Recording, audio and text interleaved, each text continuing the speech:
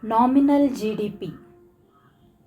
Gross domestic product is calculated using the factor cost as well as market prices. As we know, the prices undergo changes from time to time.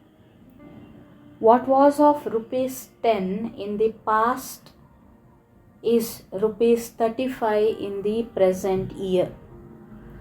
When we calculate the GDP at the present year or current year's price, it is called nominal GDP. Consider a country X and it only produces bread, which is obviously far from reality because no country produces only one product or one kind of service. But for understanding the concept, we can imagine that this is what is in country X. Let the current year be 2000 and in that year 100 units of bread has been produced worth rupees 10. The GDP as per this at this current price is 1000 rupees. So nominal GDP is 1000 rupees of country X in the year 2000.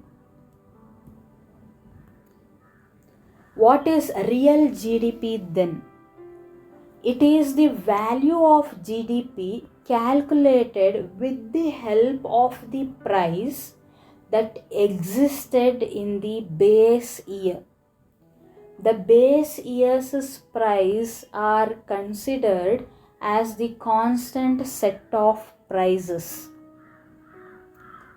Base year refers to the year whose prices are being used to calculate the real GDP. Imagine that it's 2001. Consider the same country X. Now, in the new present year 2001, the country X has produced 110 units of bread and its price is rupees 15. Accordingly, if we calculate nominal GDP at 2001's price, that is current year, it will be 1650. But here we want real GDP. It is calculated using the base year's price. If we consider 2000 as the base year, rupees 10 was the price of the bread. Accordingly, the value of real GDP will be rupees 1100.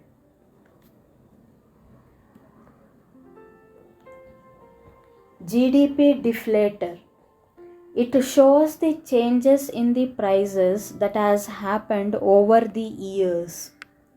It is the ratio of nominal GDP to real GDP. The value of GDP in uppercase is nominal GDP and the GDP in lowercase is real GDP. Substituting the values of nominal and real GDP's value in the equation, using the previous examples, we get 1.50 as GDP deflator. We can conclude that GDP deflator shows us the level of price rise in the current year. 10 multiplied to 1.5 will give you the price of bread in 2001. GDP deflator thus shows us the change in the price level.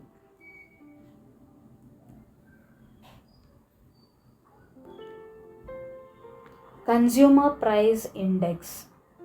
It is one more way of showing the changes in prices in an economy and is expressed in terms of percentage.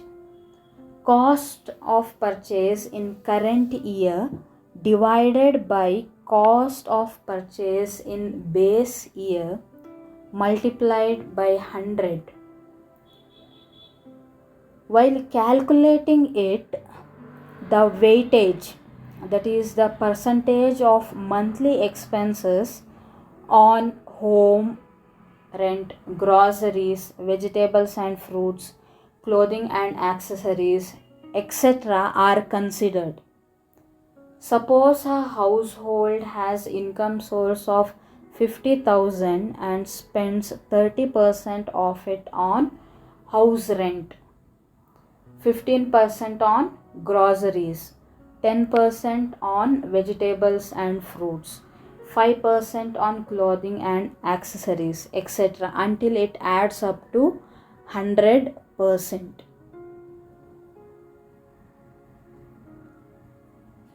Calculation of consumer price index is a whole long procedure that could be dealt separately.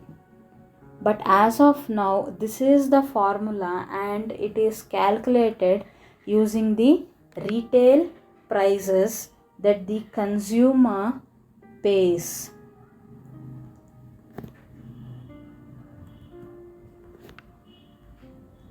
Though the GDP deflator and the consumer price index indicates the level of price change in the current year in comparison with the base year's prices, the numbers we obtain may differ owing to the following reasons. The consumer price index do not take into account all the goods which are produced within a country. It includes the imported goods also, because a consumer might purchase what he or she wants irrespective of whether it is produced within the country or outside in some other country. Weights are constant in consumer price index. It is assumed that the percentage of spending on each category of expenses remains same. On the other hand, GDP deflator considers all the goods and services produced within the boundaries of our country, and imported goods are excluded. The weights here change depending on the level of production of each good, and it is not constant.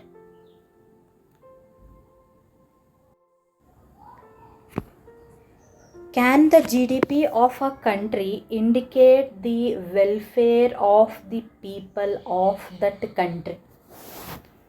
The answer is no. The reasons are as follows. Distribution of GDP, how uniform is it? It's a real big question mark. When goods and services are produced, obviously employment opportunities will be increased. Yet, it is difficult to say that all the citizens have benefited because of it. There is a possibility that only one fragment of the society has had positive impact. Increase in GDP do not indicate that all the citizens are getting the same increment in their level of income, and therefore they are able to afford better goods and services. Hence, just because there is increase in GDP, it doesn't mean that the whole population is getting placed in a better financial position. Non-monetary exchanges. Certain works, such as the work of few women in home, is unpaid. No monetary exchange takes place. And situations where goods for goods and service for service exchanges are taking place, such exchanges are not considered under GDP calculations. There is underestimation of GDP. It does not reflect all the productive work and services that has happened within the economy, and hence can't reflect well-being of all the citizens. Externalities. When a neighbor burns dry leaves within their compound, you also have to bear burnt smell. This is an example of negative externality. When a person plants a tree, the benefits of it is borne by everyone around the tree and not just the person who planted it. This is an example of positive externality. GDP does not measure these kinds of externalities. Hence, it doesn't much indicate about the welfare of the people.